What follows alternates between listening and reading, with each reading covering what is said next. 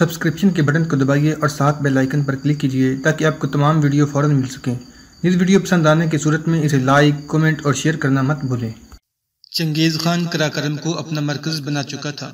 اس کی مملکت وسیع تھی اور اس کی افواج بے شمار تھی، لیکن عالم اسلام پر حملہ کرتے ہوئے اسے اپنی راہ میں ایک ناقابل تسخیر قلعہ دکھائی دیتا تھا۔ یہ چٹان جس کی عظمت اہل تاتار کی سلاط کی لہروں کے لیے حوصلہ شکن تھی، علاء الدین محمد خوارزم شاہ کی عظیم الشان سلطنت تھی، جس کی سرحدیں ایک طرف ہندوستان اور بغداد اور دوسری طرف بحر ارال اور خلیج فارس سے ملتی تھی۔ جب سلطنت بغداد امن کے گہوارے میں سو رہی تھی، مشرق اور مغرب کے حملہ آوروں کے لیے خوارزم اور مصر کی سلطنتیں اسلام کا بازوئے شمشیر زن تھیں۔ چنگیز خان کو سلطنت کی طاقت خوارزم کی طاقت کا صحیح علم نہ تھا، اس لیے اس نے حملہ کرنے سے پہلے خوارزم شاہ کے ساتھ دوستانہ تعلق پیدا کر کے خوارزم کے نشیب و فراء سے واقفیت حاصل کرنا ضروری سمجھا۔ چنانچہ ان دو سلطنتوں کے درمیان ایک دوستانہ معاہدہ ہوا، جس کی بدولت ان کے درمیان تجارتی راستہ کھل گیا۔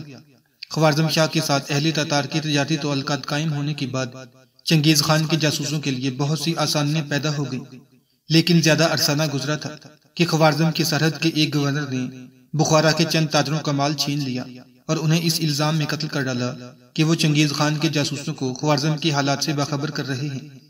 چنگیز خان نے خوارزم شاہ کے پاس اپنا ایلچی بھیج کر گورنر کی اس حرکت پر احتجاج کیا، لیکن بخارا کے تاجر خوارزم شاہ کی رعیت تھے اور ان کے ساتھ چنگیز خان کی ہمدردی سے خوارزم شاہ کے یہ شکوک اور زیادہ بڑھ گئے کہ چنگیز خان کو خوارزم میں جو کام تاتاریوں سے نہیں لے سکتا، اس کے لیے اس نے بخارا کے تاجروں کی خدمات حاصل کی ہیں۔ چنانچہ اس نے برا پختہ ہو کر چنگیز خان کے ایلچی کو قتل کا حکم دے دیا۔ بعض عمرا نے اسے سمجھانے کی کوشش کی کہ کچھ بھی ہو، ایلچی کا قتل جائز نہیں، لیکن سلطان علاء الدین محمد شاہ ایک خودسر حکمران تھا۔ اس نے کسی کا کہا نہ مانا، ایلچی کو قتل کر کے اس کے باقی ساتھیوں کی داڑیاں جلانے کے بعد انہیں واپس بھیج دیا۔ چنگیز خان کے لیے یہ توہین ناقابل برداشت تھی۔ وہ یہ واقعہ سن کر اٹھا اور ایک پہاڑی پر چڑھ کر دیر تک سورج کے سامنے سربسجود رہا اور پھر بلند آواز میں پکارا، فلک لازوال پر دو سورج نہیں اور اس زمین پر دو خاقان نہیں ہوں گے۔ چنگیز خان اور خوارزم شاہ میں جنگ ناگزیر ہو چکی تھی، لیکن چنگیز خان کو خوارزم کی افواج سے زیادہ اس بات کا خدشہ تھا کہ سورج پرستوں کے خلاف اگر خدا پرست متحد ہو گئے تو اسے صحرائے گوبی کے ویرانوں میں بھی پناہ نہ ملے گی۔ ان واقعات سے قبل خوارزم شاہ اور خلیفہ ناصر میں ناچاکی ہو چکی تھی۔ خوارزم شاہ نے خلیفہ سے مطالبہ کیا تھا کہ سلطنت بغداد کی مساجد میں خلیفہ کے ساتھ اس کے نام کا خطبہ بھی پڑھا جائے، لیکن جب یہ مطالبہ نہ مانا گیا تو اس نے اپنی سلطنت سے خلیفہ کے نام کا خطبہ منسوخ کر کے بغداد کی پر چڑھائی کر دی۔ راستے میں غیر متوقع برف باری کو وہ برا شگون سمجھ کر واپس چلا گیا۔ اس کے بعد اگرچہ دونوں سلطنتوں کے اختلافات رفع ہو چکے تھے، لیکن خلیفہ بغداد کی سرحد پر ایک طاقتور سلطان کا وجود اپنے لیے ایک مستقل خطرہ سمجھتا تھا۔ چنگیز خان کو ان اختلافات کا علم تھا، لیکن اسے یہ یقین نہ تھا کہ خوارزم پر حملے کی صورت میں بغداد کی رائے عامہ خلیفہ کو غیر جانبدار رہنے دے گی۔ اسے یہ ڈر تھا کہ اگر خلیفہ نے اپنے اختلافات بھلا کر خوارزم کی حمایت میں اعلان جہاد کر دیا تو افریقہ سے لے کر ہندوستان تک تمام اسلامی ممالک کی افواج اسے کچلنے کے لیے موجود ہوں گی۔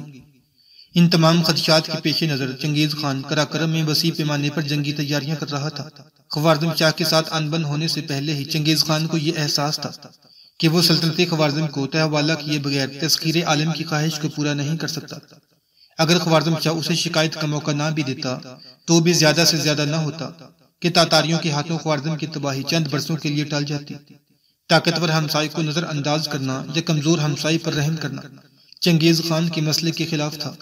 وزیر اعظم کے ساتھ طاہر کی پہلی ملاقات سے چند ہفتے پیشتر خلیفہ ناصر کو خوارزم شاہ کے ہاتھوں چنگیز خان کے ایلچی کے قتل کی خبر مل چکی تھی اور چند دن بعد یہ خبر بغداد میں مشہور تھی۔ شکار سے واپس آ کر طاہر نے خوارزم کے سفارت خانے کا رخ کیا۔ خوارزم کا سفیر عماد الملک جس قدر طاہر کی تیغزانی سے متاثر ہوا تھا، اس سے کہیں زیادہ اس کی باتوں سے متاثر ہوا۔ طاہر کے بلند ارادوں سے واقف ہونے کے بعد اس نے کہا، کاش بغداد میں آپ جیسے نوجوان اور ہوتے۔ طاہر نے جواب دیا، بغداد میں میرے جیسے کئی نوجوان ہیں، لیکن مجھے افسوس ہے کہ آپ کی حکومت جس طرح خلیفہ سے بدظن ہے، اسی طرح بغداد کی عوام سے بھی بدظن ہے۔ اور خلیفہ کے متعلق میں بھی یہ کہہ سکتا ہوں کہ اگر خدا نہ خواستہ خوارزم پر مصیبت آئی تو اس کے لیے غیر جانبدار رہنا ناممکن ہو جائے گا۔ کم از کم وزیر اعظم کے متعلق مجھے یقین ہے کہ وہ قاسم کا باپ ہونے کے باوجود اپنے پہلو میں ایک مسلمان کا دل رکھتا ہے اور وہ خلیفہ کو غلط مشورہ نہیں دے گا۔ عماد الملک نے کہا آپ جیسے خوش فہم انسان کو 500 برس قبل پیدا ہونا چاہیے تھا، اب دنیا بہت بدل چکی ہے۔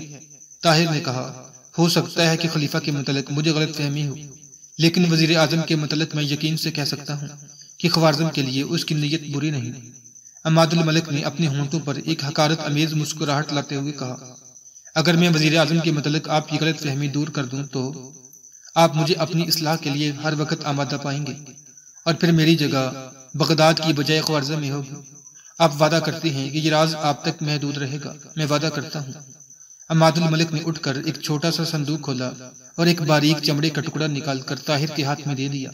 اس پر یہ عبارت لکھی ہوئی تھی خلیفۃ المسلمین خوارزم شاہ کے ہاتھوں خاقانی تاتار کے ایلچی کے وحشیانہ قتل کو ایک ناقابل معافی جرم قرار دیتے ہیں، اور یہ یقین دلاتے ہیں کہ اگر خاقان تاتار اس ظالم بادشاہ کو سزا دینے کا ارادہ کر لے تو عالم اسلام سے کوئی آواز اس کی حمایت میں نہیں اٹھے گی، اور عالم اسلام کے روحانی پیشوا کی دعائیں ان کے ساتھ ہوں گی۔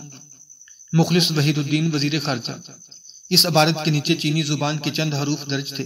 طاہر نے ان حروف پر انگلی رکھ کر عماد الملک سے پوچھا یہ کیا لکھا ہے؟ عماد الملک نے جواب دیا یہ چنگیز خان کے سفیر کی تصدیق ہے، اس نے لکھا ہے آپ کے خادم خاص نے خلیفہ کو اپنا ہم خیال بنا لیا ہے۔ طاہر نے کچھ دیر سوچنے کے بعد سوال کیا آپ کے خیال میں یہ خادم خاص کون ہے؟ عماد الملک نے جواب دیا وحید الدین، اور کون؟ نہیں یہ کوئی اور ہے، خلیفہ کا کوئی ایسا معتمد جو بغداد میں چنگیز خان کی جاسوسی کر رہا ہے۔ عماد الملک نے کہا اگر وحید الدین نہیں تو پھر وزیر اعظم ہوگا؟ نہیں، میرے خیال میں وزیر اعظم اور وزیر خارجہ کے علاوہ کوئی اور ہے۔ آپ یہ تحریر پہچانتے ہیں؟ نہیں، میں نام پڑھ سکتا ہوں، لیکن سوال یہ ہے کہ وزیر خارجہ نے تاتاری سفیر سے اپنے خط کی تصدیق کروانے کی بجائے اسے اس قسم کا پیغام بھجوانے کے لیے کیوں نہ کہہ دیا؟ عماد الملک نے جواب دیا اس کی 2 وجوہات ہو سکتی ہیں۔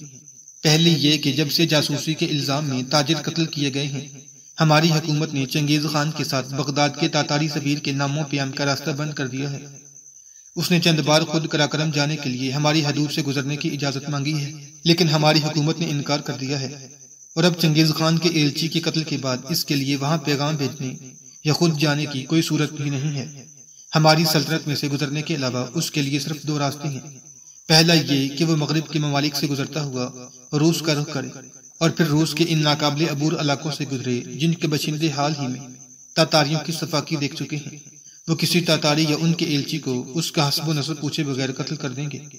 دوسرا راستہ یہ ہے کہ وہ سمندر کے راستے ہندوستان جائے اور وہاں سے قراقرم کا رخ کرے۔ اس صورت میں اس کے سامنے وہ بلند پہاڑ حائل ہوں گے جہاں سے پرندہ بھی نہیں گزر سکتا۔ طاہر نے پوچھا یہ تحریر آپ کے ہاتھ کیسے آئی؟ عماد الملک نے جواب دیا خلیفہ ناصر کی فراست نے ہمیں چکنا رہنا سکھا دیا ہے۔ انہوں نے اس مہم کے لیے ایک خوارزمی ترک کی خدمات حاصل کی تھی اور چمڑا اس کے جوتے کے تلے کے اندر سی دیا تھا، لیکن ہماری سرحد کے افسر جاسوسوں کو پہچاننے میں بہتر ماہر ہیں۔ سرحد کے گورنر نے ایلچی کو قتل کر دیا ہے اور اس خط کی نقل سلطان کو اور اصل میرے پاس بھیج دیا ہے۔ خلیفہ کو ان واقعات کا علم ہو چکا ہے۔ میں وزیر اعظم سے مل چکا ہوں، اسے میں نے یہ نہیں بتایا کہ اصل خط میرے پاس پہنچ چکا ہے، میں نے اسے صرف ایک نقل پیش کر دی تھی۔ تو وزیر اعظم نے آپ کو کیا جواب دیا؟ انہوں نے بے شمار قسمیں کھائیں، وزیر خارجہ کو گالیاں دیں اور مجھے اپنے محل میں بٹھا کر سیدھے خلیفہ کے پاس پہنچے اور واپس آ کر مجھے بتایا کہ خلیفہ نے وزیر خارجہ کو بلایا ہے۔ خلیفہ کا ارادہ ہے کہ اسے محل میں بلا کر گرفتار کرایا جائے۔ اس کے بعد اسی شام مجھے وزیر اعظم نے دوبارہ اپنے محل میں بلایا اور کہا کہ وزیر خارجہ روپوش ہے اور اس کی تلاش جاری ہے، ابھی تک وہ ملا ہے یا نہیں، اور اس کے باوجود آپ یہ سمجھتے ہیں کہ خلیفہ اور وزیر اعظم اس سازش میں شریک ہیں۔ مجھے تو یہ نظر آتا ہے کہ وزیر خارجہ ایک طرف عالمی اسلام اور دوسری طرف خلیفہ اور وزیر خازم سے غداری کر رہا تھا، اور اس کے روپوش ہو جانے کی وجہ بھی یہی ہو سکتی ہے۔ عماد الملک نے کہا ہو سکتا ہے کہ آپ کا خیال صحیح ہو، اور دوپہر کے وقت خلیفہ کے ایلچی کے اس مطالبے نے کہ آپ فوراً میرے ساتھ چلیں اسے شک میں ڈال دیا ہو، لیکن یہ بھی ممکن ہے کہ وہ خلیفہ کے پاس کیا ہو۔ خلیفہ اور وزیر اعظم نے اپنی بدنامی کے ڈر سے اسے روپوش کر دیا ہو۔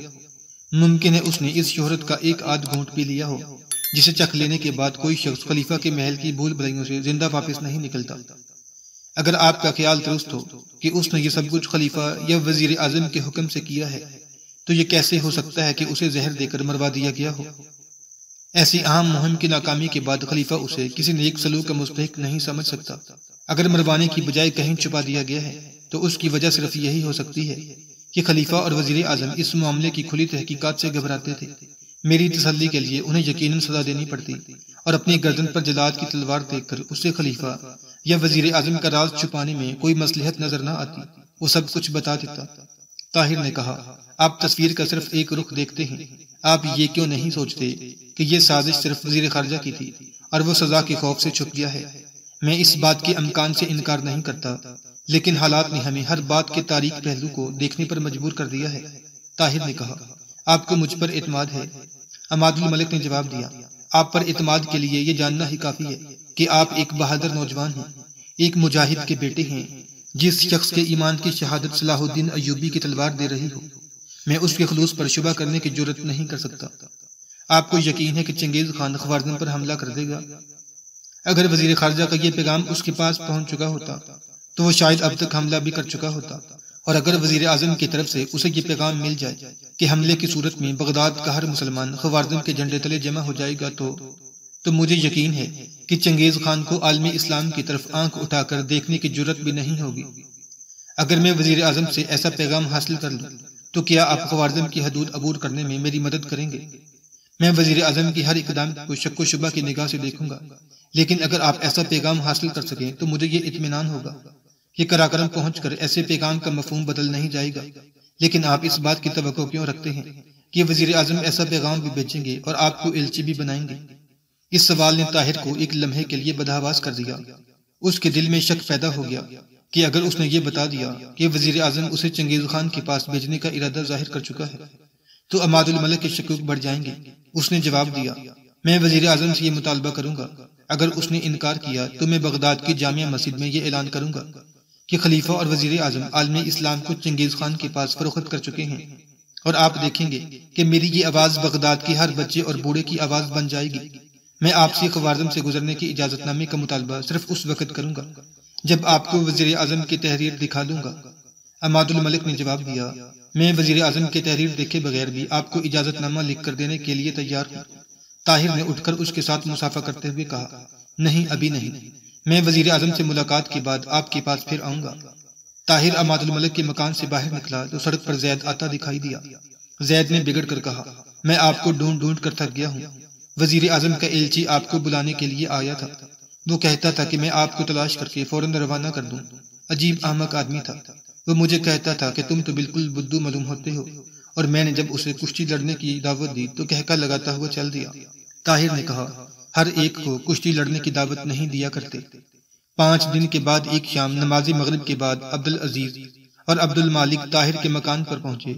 طاہر ایک گھوڑے پر بیٹھا ایک کتاب پڑھ رہا تھا۔ عبدالعزیز نے کمرے میں داخل ہوتے ہی کہا، میرا خیال تھا کہ آپ سفر کا سامان درست کر رہے ہوں گے۔ طاہر نے اٹھ کر ان کے ساتھ مسافہ کرنے کے بعد کہا، سفر کی تیاری تو میں کل سے کر رہا ہوں، لیکن آج وزیر اعظم نے خلیفہ کا یہ حکم سنا دیا کہ پرسوں ماہ رمضان شروع ہونے والا ہے، مجھے روزوں کے ساتھ سفر میں تکلیف ہوگی، اس لیے عید سے اگلے دن مجھے یہاں سے روانہ ہونے کی اجازت مل جائے گی۔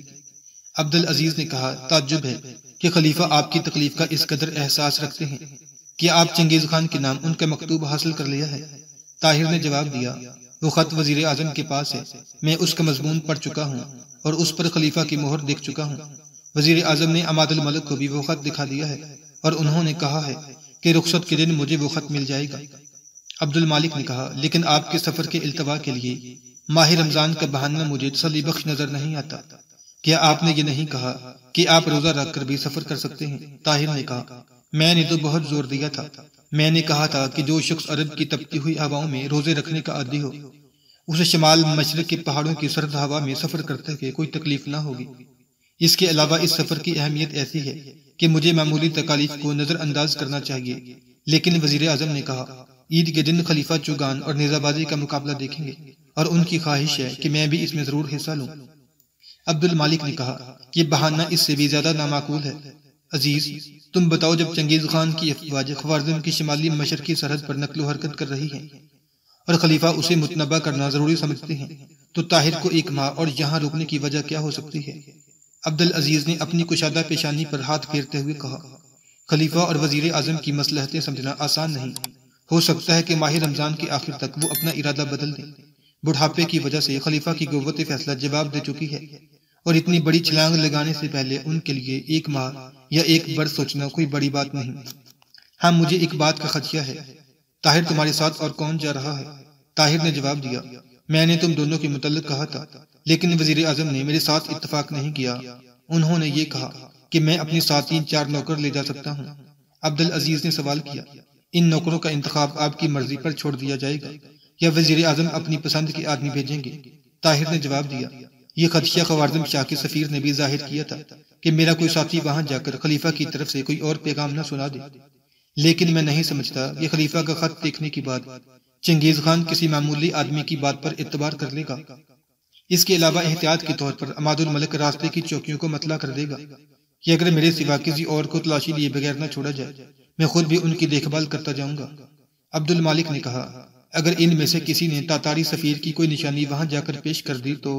طاہر نے کہا، آپ اس کی فکر نہ کریں، میں نے یہاں تک انتظام کر لیا ہے کہ مملکت تاتار میں داخل ہونے سے پہلے ان کا لباس اور جوتے تک تبدیل کر دیے جائیں۔ عبدالعزیز نے کہا، لیکن پھر بھی آپ ہوشیار رہیں، کہیں ایسا نہ ہو کہ خوارزم کی حدود عبور کرنے کے بعد آپ کسی سرائے میں رات کے وقت سو رہے ہوں اور جب صبح کے وقت بیدار ہوں تو آپ کے ساتھی خلیفہ کے خط سمیت غائب ہو چکے ہوں۔ آپ انہیں تلاش کرتے رہیں اور وہ قراقرم پہنچ چکے ہوں۔ طاہر تھوڑی دیر کے لیے سوچ میں پڑ گیا، بالآخر اس نے کہا، آپ فکر نہ کریں، انہیں کم از کم یہ احساس ضرور ہوگا کہ وہ میرے بغیر واپس نہیں آ سکیں گے، لیکن یہ بھی ہو سکتا ہے کہ انہیں قراقرم کی آب و ہوا بغداد سے زیادہ پسند آ جائے، اس لیے کم از کم زید کو ضرور ساتھ لیتے جائیں۔ طاہر نے جواب دیا، زید کو میں گھر کی حفاظت کے لیے یہاں ٹھہرانا ضروری سمجھتا ہوں، آپ اطمینان رکھیے، یہاں سے خواہ میرے ساتھ کیسے ہی آدمی کیوں نہ جائیں، وہ ایک منزل طے کرنے کے بعد خلیفہ یا وزیر اعظم کی بجائے میرے زیر اثر ہوں گے۔ اگر انعام کی ہوس کسی آدمی کو غدار بنا سکتی ہے تو زیادہ انعام کی ہوس اسے راہ راست پر بھی لا سکتی ہے۔ عبد المالک نے کہا، میں موجودہ وزیر خارجہ محلب بن داؤد کو ایک خطرناک آدمی سمجھتا ہوں۔ 2 سال وہ بغداد میں بالکل اجنبی تھا، لیکن چند ماہ پہلے یہ حالت ہے کہ ایک دن میں ایک بار خلیفہ سے اس کی ملاقات ضرور ہوتی ہے۔ وحید الدین کی روپوش ہونے سے پہلے وہ اس کا نائب تھا، لیکن عجیب بات یہ تھی کہ وحید الدین سے زیادہ خلیفہ کے ساتھ اس کی ملاقاتیں ہوتی تھیں، اور بعض ملاقاتوں میں وہ چنگیز خان کے سفیر کو بھی اپنے ساتھ لے جاتا تھا، اس لیے بہتر ہوگا کہ اس کا کوئی آدمی آپ کے ساتھ نہ جائے۔ طاہر نے کہا، میں اس بات کا خیال رکھوں گا۔ آپ کو معلوم ہے کہ محلب بن داؤد کہاں سے آیا ہے؟ عبد المالک نے جواب دیا، یہ کسی کو معلوم نہیں، لیکن کہا جاتا ہے کہ اس کے پاس بے پناہ دولت ہے اور خلیفہ اور شہزادہ مستنصر کو بے شبہ قیمتی تحائف پیش کر چکا ہے۔